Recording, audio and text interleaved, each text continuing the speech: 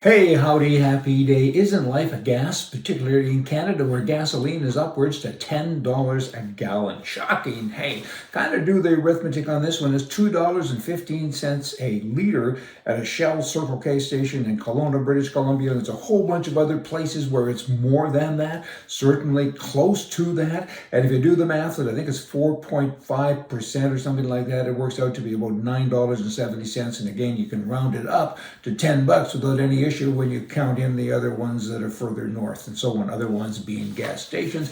Hey, beer, it's cheaper than gas now, so drink, don't drive. Hey, I gotta tell you, it's all about government interference. They say influence, but it isn't, it's interference. They're saying now, hey, there's a fix for this. It's a clean energy fix. We can now have electric vehicles, right? It's free, it's clean. Firstly, it ain't free, and they're going to jack it up like a son of a gun with price. Wow, it's going to be unbelievable. And there are no gas stations for the electric thing, right? They're going to create them everywhere. The money that's involved in this, and you already have clean energy. They've done so much to, they being environmentalists and oil companies with consciences, right? They've done so much to clean everything up. It's okay. And there's zillions of years of supply. Electric, that's dumb. Just totally dumb. Drink beer.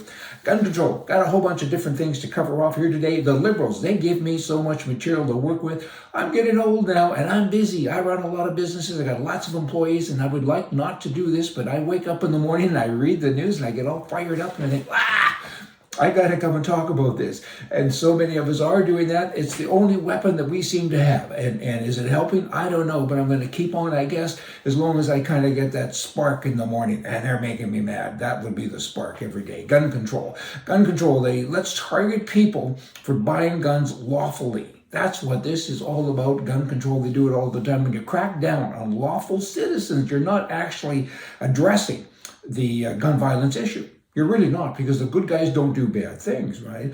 Cities like New York, Chicago, Los Angeles, they feel I'll get it, like a face. They face a dilemma. That's what's going on. It's incredibly difficult for residents there to obtain a gun permit.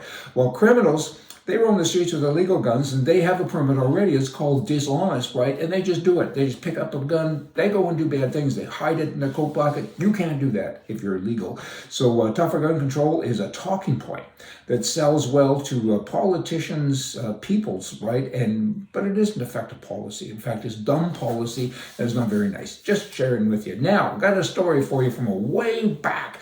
All prime ministers of every country should pay attention maybe to this. Hey, is this a tasteful story? Well, here it comes. In 1653, there was a man, his name was Johan de Witt, and it was in Holland. He was elected prime minister, and then a few years later, his rivals didn't like him anymore. They got mad at him. I don't know that they ever liked him, but they liked him less, I should say. So they seized power by force, and they disposed the de Witt man. And then, though, they put him in jail, and they pulled him out of jail. They beat him, they stabbed him, they called him names, and they hurt him, and then they actually shot him, killed him, and then they took him and hung him up by a big post, or from a big post in town. Then they cut him up.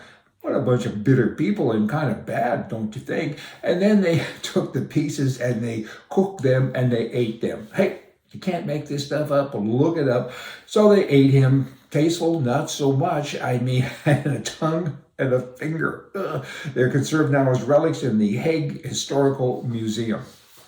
Hey, prime ministers, kind of do a good job. Hey, the left, they hate white people, and it just kind of continues. They're obsessed with white people. They have an incessant need to lecture white people all of the time. They're telling us about our moments in history that are bleak, right? We've all done terrible things, and now they tell our children when they go to school that they're terrible too because they're white and they're part of everything. And now there's a show coming on, I think it's Netflix, might be television. It's called Everything's Going to Be All White, with the W.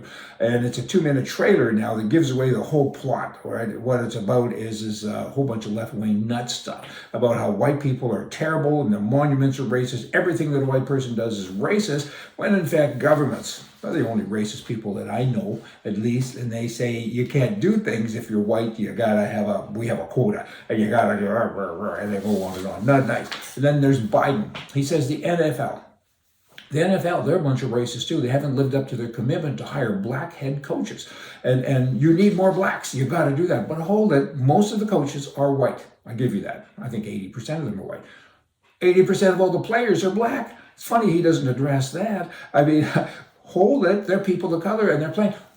Fire half of them. You need to do it quite away, right away, and get more white people in there. Instead, though, he only talks about the coaches.